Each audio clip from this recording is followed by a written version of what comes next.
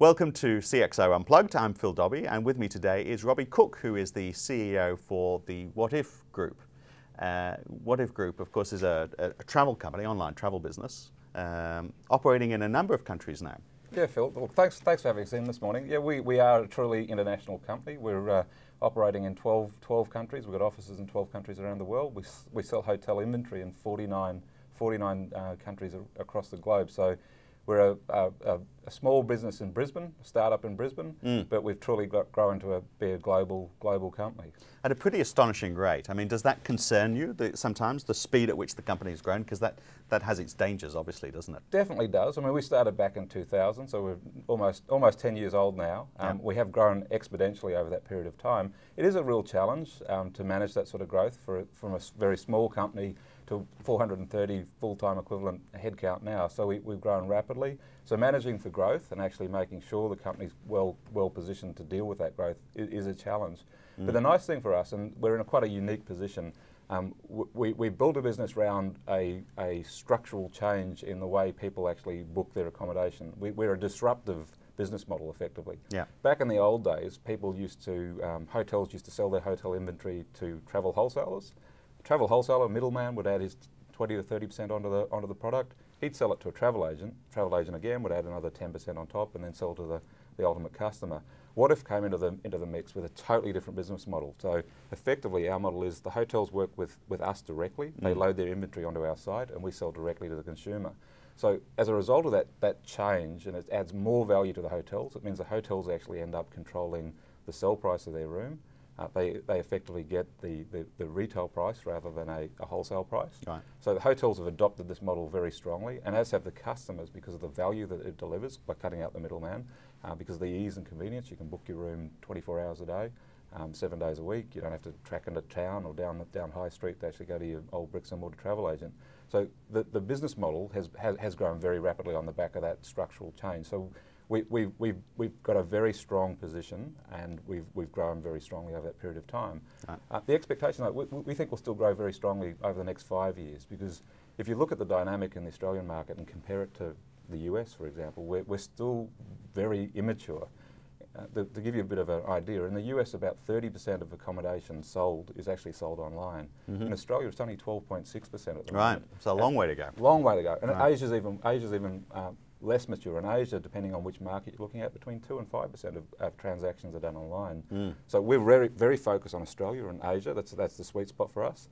And so we do think if we get things right and continue doing what we do well, that we can keep growing very strongly over the next 5 years. But you won't be the only ones looking at that opportunity, of course. There'll be a lot of other companies saying, well, look, we can take on these guys, and also there's obviously this upside with all the potential growth as well. So, and I would have thought it's the sort of industry where the barriers to entry are relatively low. So how do you fend off the competition?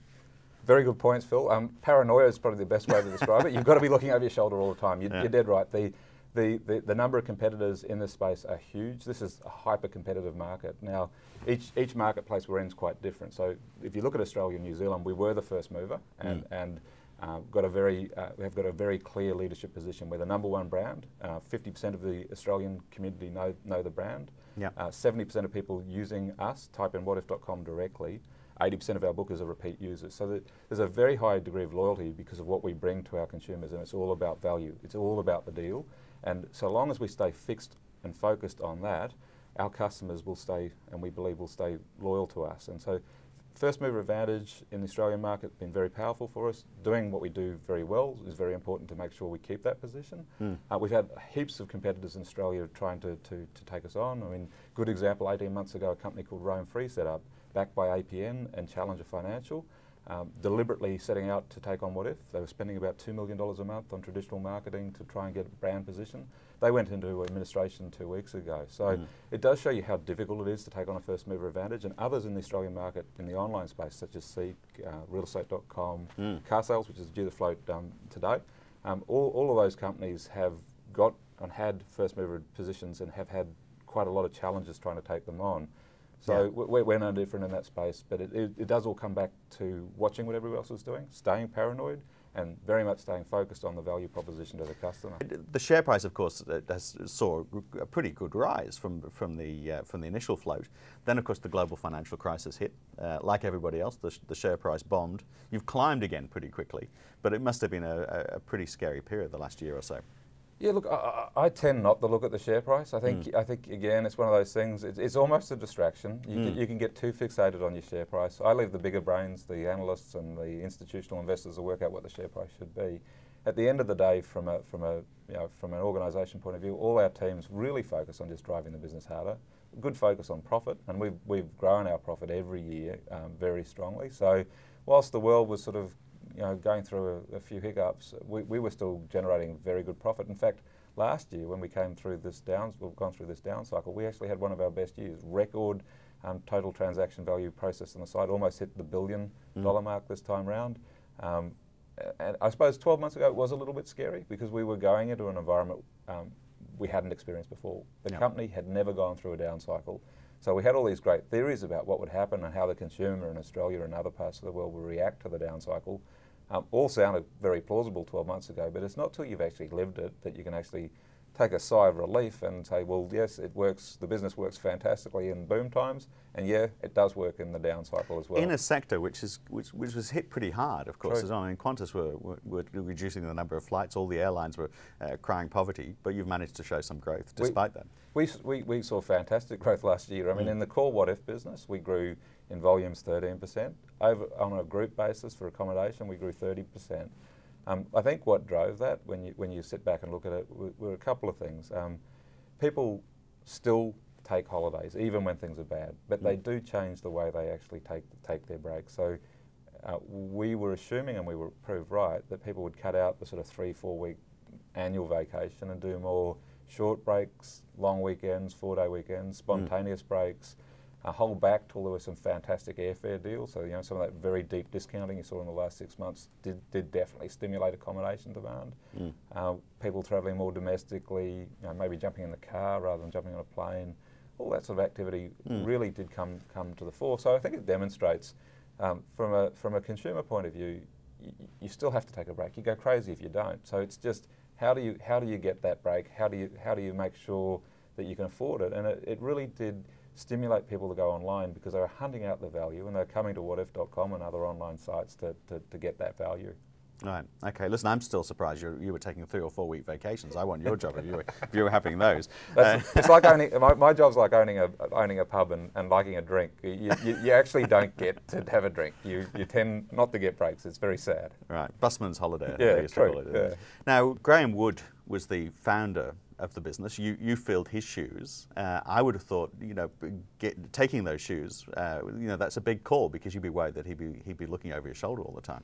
Yeah, it was an interesting one. When I joined, I mean, it was probably one of the things I thought long and hard about because I did change careers. I came out of a totally different industry and grabbed the job when it was offered to me as I just saw a fantastic business with great opportunities. I mean, Graham Wood was the guy that came up with the genius, the idea that created Wotif.com and drove that business very hard, along with 2 other of his initial investors, a guy called Andrew Bryce, who was a Brisbane-based accountant, and a man called Kevin Fitzpatrick, again, who had run public companies before out of the construction industry. So the 3 of those guys, as a collective, ran the business and grew it very strongly from 2000 right through to when I joined right at the start of 2006. When went through the process in 2005, and it was a long, 3-4 month process in deciding to take the job. Very clear agreement from the 3 founders that if I came on board, that they would, I came on as COO basically at the start with the view that I would then take the reins. So they agreed, and we talked about it, and they agreed that they would back out of the business, and I would transition from COO to CEO. So it's a high degree. People say that, of course, but they do say that. And that's you always wonder. I mean, very difficult thing to do. You've got your baby, you've built. This is your baby, and you've created this fantastic business. Do you trust this complete stranger to come in and nurture the business and grow it? Now, the great thing was that Graham and Andrew both joined the board, so that they still have a good visibility on the business, and they still both have very large holdings in the company, 20% and 24% each. So they're still very interested in the business, but they definitely did what they agreed to do, which was to let me and the team at Wotif. I mean, it's not just one person; it's a big business, 430 staff. to let the team and myself drive the business, which you know, has delivered, I suppose. You know, when we floated, we were doing a profit of about 16 million. When you know, this year we did 43.5 million. So I think the results are there, and I'm sure that they're happy with those results. But they're still involved in the business. They're still there if we need to talk to them or pick their brains on things. But they definitely did do what they said. But you're right. It's always, you know, there's a high degree of trust when you jump into a role like that, and you know, sometimes people are able to say, yeah, the time's right for us to back out a bit and let somebody else take the reins for the next spurt of growth. So now the environment is a big concern for a lot of people, particularly Gen Y, which makes up a lot of your workforce. And the travel industry often is an industry that's criticised for one of those industries that can harm the environment if everyone's flying around the world on jumbo jets burning up fuel. So is that seen as an important concern for your business, and how are you tackling environmental concerns and showing that you're a sustainable business? I think where we're at, I mean, we are an agent in the process, so we don't really control what customers do and how they take their holidays. But we definitely have on the site the full range, the full gamut of accommodation. So environmentally sensitive accommodation. I think at the end of it, it comes back to the suppliers, the producers of the inventory, our hotel partners, to make sure that their product responds to the desires and aspirations of their customer base. So where our properties have done extra things in the environmental sense, they've got the ability to promote that on the site, and that in itself will draw customers and actually then propagate those good features.